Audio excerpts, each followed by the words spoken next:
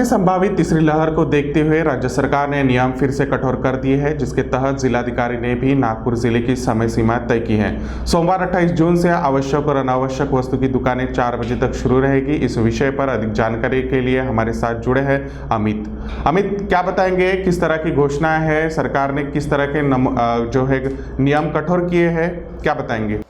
जी, जिस तरह से एक्सपर्ट कह रहे हैं कि भारत में थर्ड वेव आएगी और आपको पता है कि सेकेंड वेव में सबसे ज़्यादा अगर प्रभावित कोई राज्य हुआ है तो महाराष्ट्र राज्य हुआ है, और ऐसे में अगर तीसरी वेव आती है तो कहीं ना कहीं महाराष्ट्र में ज़्यादा इसका असर ना पड़े। तो इसीलिए जो है राज्य सरकार ने फिलहाल एक नई नियमावली अपनी जारी की है। उसमें उन्होंने टाइमिंग शेड्यूल दिया है। वही जो नियमावली है वो फिलहाल नागपुर जिलाधिकारी ने भी दिए है। उसके साथ साथ जो आयुक्त हैं नागपुर के, उन्होंने भी वही नियमावली दी है, जिसमें 4 बजे तक जो है समय सीमा तय की गई है। जो इसेंशियल वस्तु है वो 4 बजे तक शुरू रहेगी, नॉन इसेंशियल भी 4 बजे तक शुरू रहेगी। माफ़ कीजिएगा, जो इसेंशियल वस्तु है वो 4 बजे तक शुरू रहेगी, और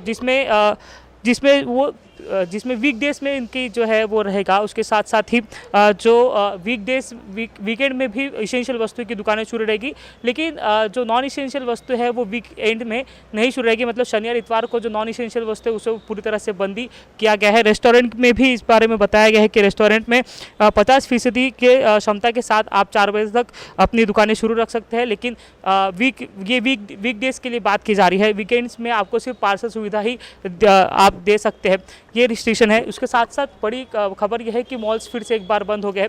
शादी के कुछ नए नियम तय किए गए हैं, जिसमें सिर्फ जो है हॉल में 50% और 50 लोगों के साथ में ही या 50 लोगों की उपस्थिति में ही आप शादी की जो सीमा है वो कर सकते हैं। उसके अलावा उससे ज़्यादा लोग आप अगर उपस्थित होते हैं तो वहाँ पर आप पर कार्रवाई हो सकती है। उसी के साथ साथ सैलून और जिम, इनकी टाइमिंग भी जो है वो 4 बजे तक ही की गई है। बाकी जो सारे दुकानें हैं वो सिर्फ 4 बजे तक खुली रहेगी। प्रकाश। अमित, ये जो डेल्टा वायरस है जो अभी महाराष्ट्र में फिलहाल इसके पेशेंट मिल रहे हैं, ये बढ़ रहा है, किस तरह के जो है पेशेंट बढ़ रहे हैं, और इसी को लेकर ये जो पूरा नियमों को कठोर किया जा रहा है, क्या बताएंगे अमित? जी, सबसे बड़ा सवाल ये है कि भारत में फिलहाल डेल्टा प्लस के जो 40 टोटल मरीज़ है उसमें 21 मरीज़ जो महाराष्ट्र से आए हैं। तो कहीं ना कहीं महाराष्ट्र में खतरा ज़्यादा है, इसलिए ही ये जो है नए नियम बनाए गए हैं। अगर डेल्टा प्लस, जिस तरह से एक्सपर्ट कह रहे हैं कि ये घातक हो सकता है, इसकी संक्रमण शक्ति जो है ज़्यादा है, अगर ये महाराष्ट्र में अगर इसका संक्रमण बढ़ता है तो जिस तरह से सेकेंड वेव में जिस तरह से महाराष्ट्र में हाहाकार मचा था, उसी तरह से एक बार फिर से महाराष्ट्र में ऐसी चीज़ ना हो। जिस तरह से हमें देखने को मिला कि सेकेंड वेव में लगातार पेशेंट बढ़ते गए, लगातार लोगों की मौतें होती गई, और जो हमारी सुविधा है, जो हमारे रिसोर्सेज है वो कम गिरते गए। ऐसा फिर से ना हो थर्ड वेव के लिए। अगर थर्ड वेव आती है तो ऐसा ना हो, इसलिए जो है वो प्रिकॉशनरी मेजर एक बार फिर से महाराष्ट्र सरकार ने ले लिया है।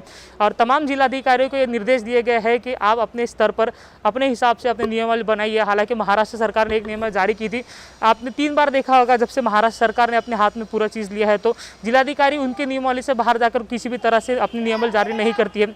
अपनी नियमावली महाराष्ट्र राज्य जिलाधिकारी ने जो नियमावली दी है वो सेम नियमावली जो है महाराष्ट्र राज्य ने दिया है। 4 बजे तक की समय सीमा तय की गई है। अगर भारत में डेल्टा वायरस प्लस के मामले बढ़ते हैं और ये घातक होता है तो सबसे ज़्यादा प्रभावित राज्य में होगा तो महाराष्ट्र होगा। आज भी अगर आप देखें, सबसे ज़्यादा पेशेंट अगर कहीं आते होंगे तो वो जो है वो महाराष्ट्र में फिलहाल है। हालांकि जो सेकेंड वेव की जो शक्ति हो फिलहाल कम होती नज़र आ रही है, लेकिन पूरी तरह से महाराष्ट्र कोरोना मुक्त नहीं हुआ है। अभी भी दिन के जो है 4000 के आसपास पेशेंट महाराष्ट्र में मिल रहे, तो वो पेशेंट की क्षमता और ना बढ़े, पेशेंट और ना संक्रमित हो, इसलिए जो है राज्य सरकार ने एक नई नियमावली जारी की है। उसके तहत ही जो है जिलाधिकारी ने अपने नई नियमावली जारी की है। कि नए नियमावली तो जारी की है, क्या सिर्फ ये कठोर जो नियम है वही काम आएंगे, या फिर लॉकडाउन की ओर अपना राज्य बढ़ेगा? जी, अभी ये कहना थोड़ा जल्दबाजी हो जाएगा कि क्या महाराष्ट्र एक बार फिर से लॉकडाउन की ओर बढ़ रहा है। हालांकि पेशेंट महाराष्ट्र में कम ही होते नज़र आ रहे हैं। अगर नागपुर की बात की जाए तो कल जो है 28 पेशेंट ही मिले थे, तो पेशेंट बहुत ज़्यादा नहीं है। 3 आंकड़ों में फिलहाल तो नागपुर की संख्या नहीं जा रही है, लेकिन आप देखेंगे कि डेल्टा प्लस के जो मरीज़ हैं वो रत्नागिरी में मिले हैं। तो महाराष्ट्र में कई जगहों पर जो है डेल्टा प्लस के मरीज़ मिले हैं, तो ऐसे में संक्रमण ना हो इसलिए ही ये नियमावली जारी की गई है। और लॉकडाउन की ओर बढ़ रहे हैं कि आपका सवाल है, हो सकता है अगर थर्ड वेव की गुंजाइश हो और थर्ड वेव के पास हम पहुँचे तो ऐसा ना हो, लॉकडाउन की स्थिति फिर से उत्पन्न ना की जाए या लॉकडाउन ना लगा जाए। इसलिए ही जो है फिलहाल नियम थोड़े सख्त किए गए हैं ताकि लोगों ने भी इसके ऊपर ध्यान देना चाहिए। आपने देखा होगा कि जिस तरह से भी जब शिथिलता मिली है तो तमाम जो है राजनीतिक पार्टियां भी आंदोलन करते नज़र आ रही है। लोग भी जो है अपने थोड़े लोगों ने भी थोड़ा अपने जो नियम है उसके ऊपर दरकिनार करते नज़र आ रहे हैं। लोग भी घूमते ही नज़र आ रहे हैं, बिना काम के ही निकलते नज़र आ रहे हैं। तो ऐसा ना हो, लोग पूरी तरह से फ्रीली ना रहे कि एकदम पूरी तरह से उन्हें ये ना लगे कि पूरी तरह से कोरोना मुक्त हो गया है। तो इसलिए ही राज्य सरकार की ये गाइडलाइन है। तमाम एक्सपर्ट ने ये कहा है राज्य सरकार को कि अगर खतरा होता है, अगर थर्ड वेव आती है तो महाराष्ट्र सबसे ज़्यादा संक्रमित होगा। इसलिए ही जो है राज्य ने फिलहाल ये नियम लगाए हैं और राज्य के ही नियम जो है नागपुर में लगाए गए हैं। तो अभी थर्ड वेव की आपने जिस तरह से कहा कि लॉकडाउन की ओर बढ़ रहा है क्या, जी नहीं, फिलहाल तो लॉकडाउन की स्थिति फिलहाल नहीं दिखाई दे रही है, लेकिन लॉकडाउन की ओर ना बढ़े इसलिए ही ये जो है ये नियम लगाए गए हैं। प्रकाश, धन्यवाद अमित, धन्यवाद हमसे जुड़ने के लिए।